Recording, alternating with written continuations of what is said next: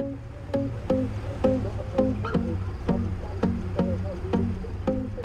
à tous, alors aujourd'hui on se retrouve dans une nouvelle vidéo avec les livres que j'ai lus en avril. Et contrairement au mois dernier où j'en ai lu 4, j'en ai lu que 3.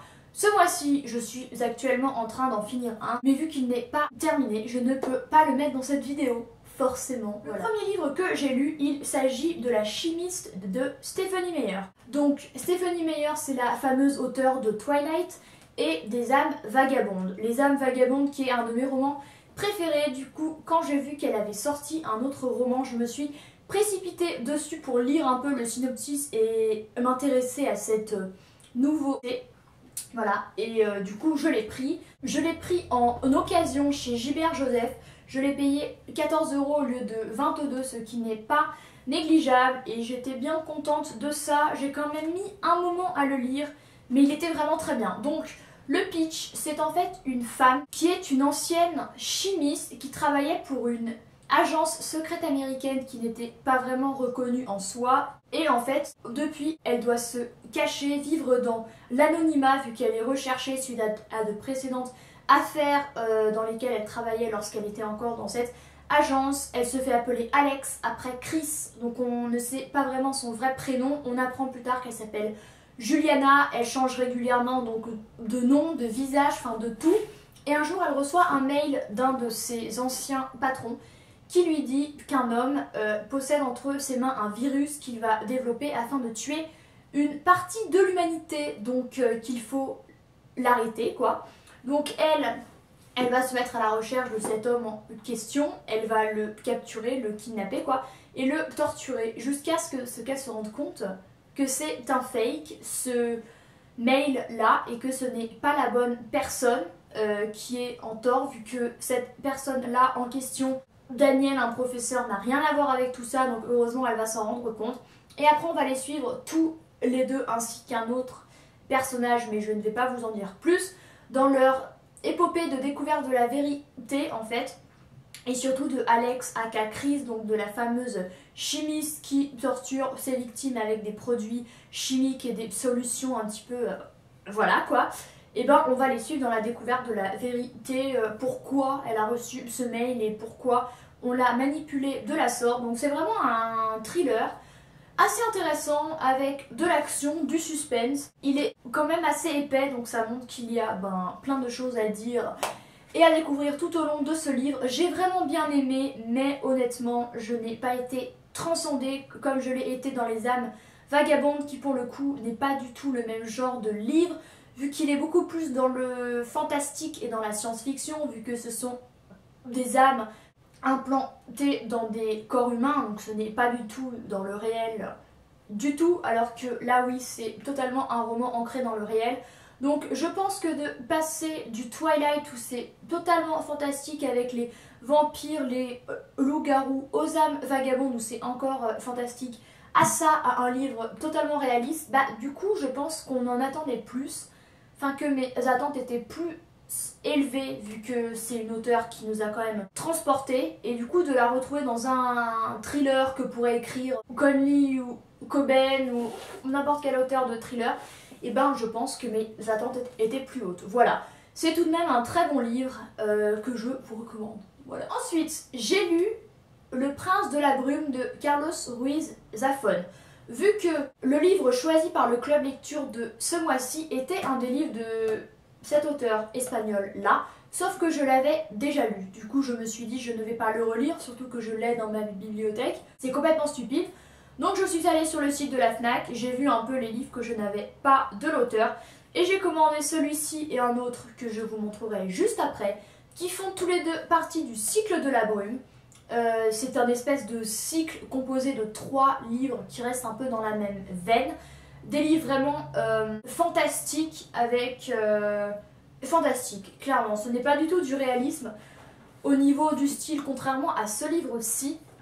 Mais du coup, c'est vraiment intéressant et c'était un genre différent de ce que j'avais lu avant. Donc c'était vraiment cool de lire un peu des genres différents. Donc celui-ci, le pitch, c'est un garçon de 13 ans qui s'appelle Max Carver qui emménage avec sa famille dans un petit village balnéaire d'Espagne en pleine guerre, donc en 1943. Son père, qui est horloger, a décidé d'emménager ici pour un peu échapper à l'atmosphère très pesante et dangereuse de la guerre. Donc il est avec ses deux sœurs Alicia et Irina, il me semble. Un jour, il va faire la rencontre d'un adolescent de 16 ans qui s'appelle Roland, qui va lui parler un peu des mystères du village, comme quoi un bateau a coulé avec des personnes à bord et gît toujours au fond de la mer. Donc il va un peu l'initier à la plongée, ils vont aller jusque dans ce bateau-là. Je vais pas vous en dire plus, mais il y a vraiment une atmosphère assez pesante et lourde qui règne, vu qu'il va se passer un peu des choses bizarres dans la maison des Carver. Max va voir des choses étranges comme des statues animé qui bouge. Il va retrouver des films de l'ancienne famille qui vivait là, qui était un médecin, sa femme et leur fils. Leur fils est mort, noyé mystérieusement. Il va retrouver des films un peu étranges. On sent qu'il y a vraiment une atmosphère un peu morbide et on va voir qu'il y a une espèce de malédiction qui planait sur cette famille dont le fils Jacob est mort. Et un espèce de dû que devait son père à quelqu'un. Enfin bon, je vais pas vous en dire plus, ce serait vraiment dommage, mais c'est vraiment un petit livre vu qu'il ne fait que 180 pages. Vraiment très intéressant, il se passe pas mal de choses et en fait je me suis rendu compte à la lecture de celui-ci que je l'avais déjà lu il y a des années. Voilà, ça me disait quelque chose, mais je me suis dit, vu que je voudrais lire tout le cycle de la brume, c'est peut-être intéressant de tous les lire. Donc je les vois. Et du coup, le dernier livre dont je souhaitais vous parler, c'est Le Palais de Minuit, toujours de Carlos Ruiz Zafón, vu qu'il s'agit du second tome du cycle de la brume. Voilà, donc je pense que je vais également prendre le troisième. Cette fois, ça se passe en 1916 à Calcutta, donc en Inde, donc rien à voir, mais le point commun qu'il y a entre ces deux, et j'imagine entre le suivant que je n'ai encore pas, c'est qu'il y a cette espèce de force démoniaque qui souhaite tuer des personnes en question. Et ici, cette force ou cette espèce d'esprit donc totalement fantastique et qui ne pourrait survenir dans la vraie vie, veut tuer des jumeaux qui s'appellent Ben et Sheer, qui sont âgés de 16 ans. Alors, en fait, c'est assez compliqué. C'est également un petit livre. Il se passe plein de choses, mais il est quand même plus épais. Il fait 270 pages. Donc, le pitch, donc, ça se passe en 1916, comme je vous l'ai dit. Ben est un orphelin qui vit dans un orphelinat de la ville, dirigé par un homme dont le nom est anglais. Donc, il me semble qu'il est anglais. Il a développé des amitiés, dirons-nous.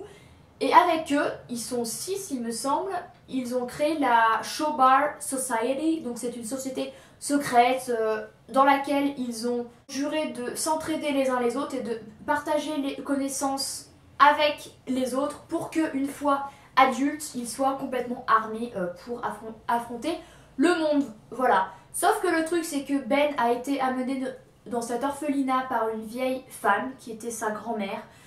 Ça, on le sait dès le début du livre, c'est pour ça que je vous le dis. Et elle a juré au directeur de l'orphelinat d'en prendre soin et surtout de ne pas se faire approcher par un certain Jawahad, qui est un méchant qui lui voudrait du mal.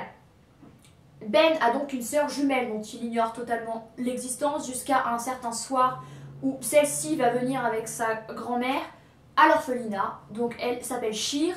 Elle, pour le coup, n'a pas vécu en croyant qu'elle était orpheline, puisqu'elle a vécu avec sa grand-mère, Ayame, donc qui est du coup la grand-mère de Ben également, si vous avez suivi.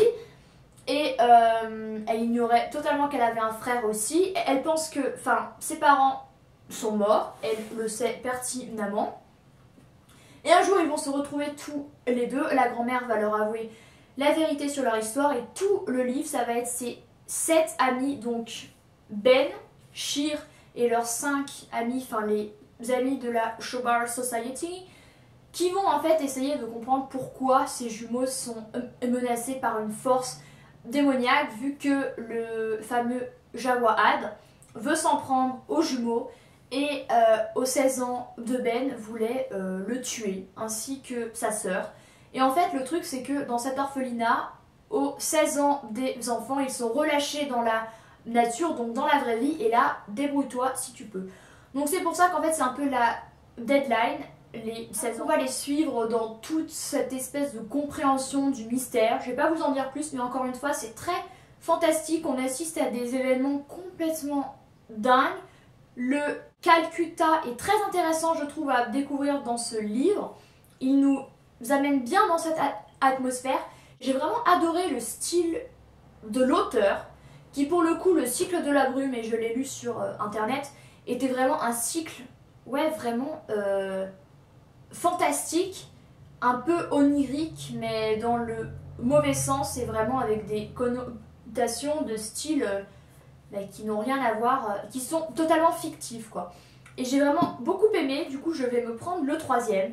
Et voilà, donc un très bon livre. Je vous conseille de façon générale Carlos Ruiz Zafón, qui est un très bon auteur.